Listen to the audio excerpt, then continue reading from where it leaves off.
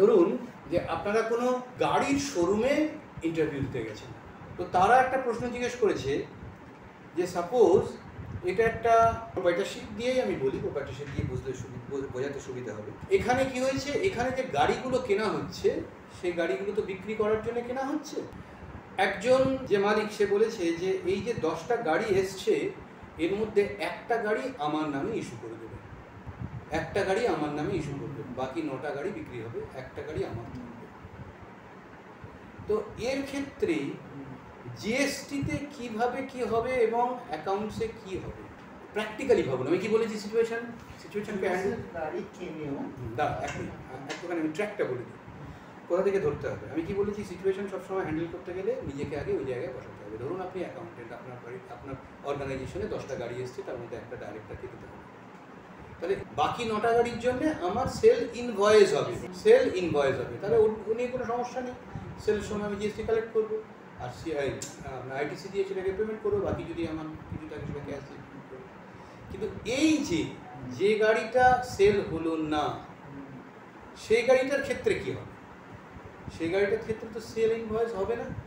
সেটা কি অ্যাসেটে চলে যাবে যেহেতু ডিরেক্টর ব্যবহার করছে? সেটা কি বিজনেসের অ্যাসেট?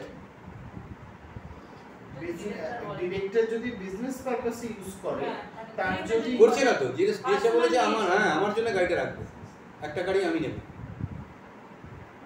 ডিরেক্টরের নামে বিলিং হবে। আমি ডিরেক্টরকে বিক্রি তো করতে হবে, নাহলে আর যাবে করতে হবে।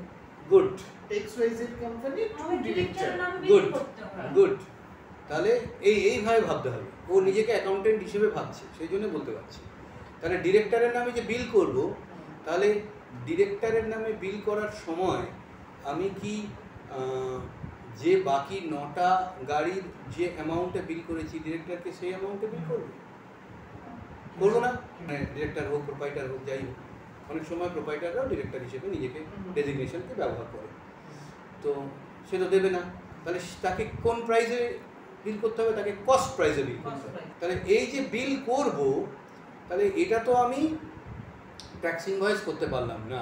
করতে পারলাম কি ট্যাক্স ইনভয়েস? কেন বিল করলাম তো ইনভয়েসই করলাম, আবার করতে পারলাম না এই কথা। ট্যাক্স ইনভয়েসই করব কিন্তু কস্ট প্রাইসে করতে পারবো না। তার থেকে 1 টাকা অন্তত বেশি। আচ্ছা, এই যে ট্যাক্স ইনভয়েসে করব, এই ট্যাক্স ইনভয়েসটা কেমন ট্যাক্স ইনভয়েস হবে? এটা B2B হবে না B2C হবে? গুড, B2C হবে। B2B কি করে হবে? B2B কারা?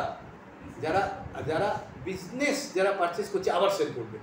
যেমন গাড়িটা যেমন অন্য কেউ কিনছে না, অন্য কেউ কিনলে সেটা B2C হতেই পারে, কিন্তু এক্ষেত্রে কনফার্ম বাকি যে 9টা গাড়ি সেল করবো আমি, সেটা B2B হতে পারে B2C হতে পারে, জানি না। আমি শুধু জানি আমি ট্যাক্স ইনভয়েস করবো, B2B হতে, কিন্তু এক্ষেত্রে কনফার্ম আমার B2C আমার সেল ইনভয়েস হবে। তাহলে এই যে সেল ইনভয়েসটা হবে, আমি যখন এন্ট্রি করব বুকসে, তখন কি করব? তখন কি আমরা তো যে পারচেস করছে তাকে তো আমি ডেবিট করি, তাহলে এক্ষেত্রে কি আমি প্রোপ্রাইটারকে ডেবিট করব? Exactly, very good. তখন আমরা ড্রয়িংসকে ডেবিট করি। তাহলে এক্ষেত্রে কীরকম মজা দেখুন, সেল করছি, কস্ট প্রাইসে সেল করছি, B2C বিল করছি, আবার অ্যাকাউন্টসে ডেবিট করছি কাকে? কোনো পার্টিকে নয়, অ্যাকাউন্টসকে ডেবিট করছি, ড্রয়িংসকে অ্যাকাউন্টসে ডেবিট করছি, ড্রয়িংসকে। পার্টিকে ডেবিট করতে পারলাম না, প্রোভাইডারের নামে ডেবিট করতে পারলাম না। এইবারে নেক্সট হচ্ছে যে এই যে ট্যাক্সটা, তাহলে ট্যাক্সটা থাকবে, কতটুকু ট্যাক্স থাকবে? কস্ট প্রাইসের উপর যতটুকু ট্যাক্স লেগেছে। সেকেন্ড হচ্ছে আমি যখন সেলটা করতাম আদার্স কাউকে, তখন আমি কাকে ক্রেডিট করতাম? সেলসকে ক্রেডিট করতাম। কিন্তু এক্ষেত্রে কি সেলসকে ক্রেডিট করবো? করবো না, ডাইরেক্ট পারচেসকে ক্রেডিট করবো। কেন না? এটা তো আমার পিএলে এফেক্ট করবে না। কতগুলো জিনিস ভাবতে হবে, চিন্তা করে দেখুন। এটা তো আমার পিএলে এফেক্ট করবে না, এই সেলের ফিগারটা তো পিএলে আসবে না। তাহলে এই সেলের ফিগারের এগেনস্টে যে ভ্যালু দিয়ে আমি পারচেস করেছি সেটা আমার পারচেসেও থাকবে না। বোঝাতে পারছি কি? প্রফিট অ্যান্ড লস অ্যাকাউন্টটা ভেবে দেখুন, সেলের ফিগার ক্রেডিট সাইডে আসছে, সেই সেল করতে গিয়ে যতটা পারচেস করেছি, যদি আমি ট্রেডিং ধরি, তাহলে তার করসপন্ডিং পারচেসটা আসছে, তাই আমার গ্রস প্রফিটটা ঠিকঠাক বেরোয়। কিন্তু এক্ষেত্রে তো সেল হয়নি, এটা তো পিএলে আসবে না। তাহলে আমার যদি ওই পরিমাণ পারচেসকে না কমিয়ে দিই, তাহলে কী হবে? তাহলে ওইটা পিএলে চলে আসবে পারচেসের অ্যামাউন্টটা। তাই পারচেসকে ক্রেডিট করলাম।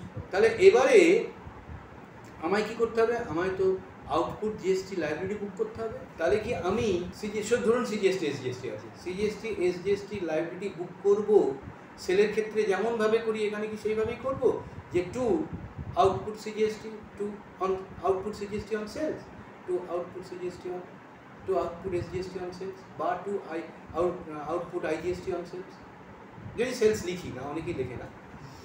তো এইভাবে যেভাবে আমি নর্মালি সেল করার সময় আমার আউটপুট লাইব্রেরি বুক করতাম, এক্ষেত্রে কি আমি তাই করব?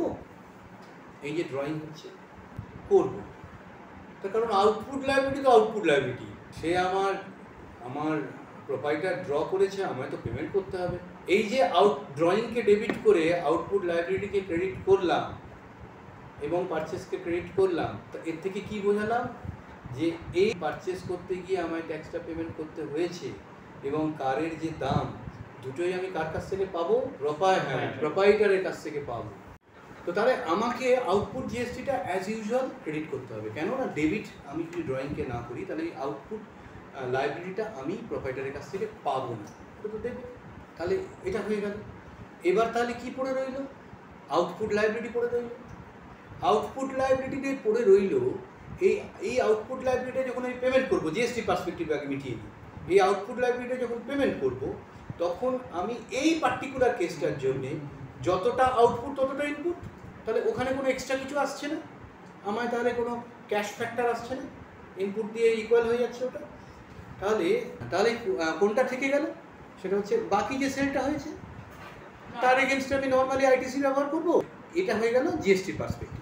আর নেক্সট কি পড়ে রইল? নেক্সট পড়ে রইল যে এই ড্রয়িংসকে যে ডেবিট করেছি, এই যে প্রোপাইটার্স ড্রয়িংসকে যে ডেবিট করেছি, তাহলে এখন কি হবে? এখন আমি ক্যাশ রিসিভ করবো। কতটা ক্যাশ রিসিভ করবো?